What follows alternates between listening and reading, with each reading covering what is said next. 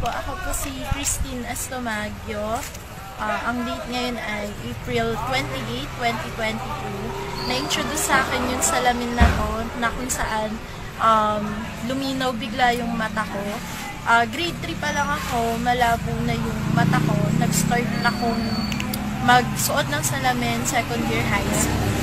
At ang grado ng mata ko ngayon ay 620,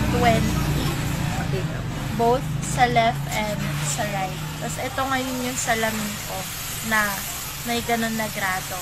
Kanina, nung pinatanggal sa akin yung salamin, medyo nagulat ako kasi pero nagulat talaga ako nung tinanggal ko.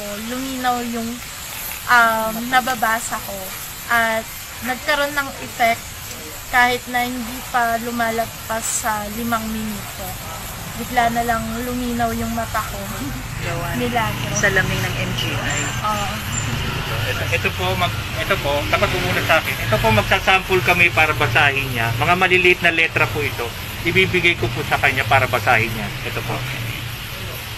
Alisin mo po yung mata mo, salamin mo ngayon. Yan. Si Roma Santa Arturo Jr. Siya ay taga Black 1 Lot 97, taga Binyan, Laguna.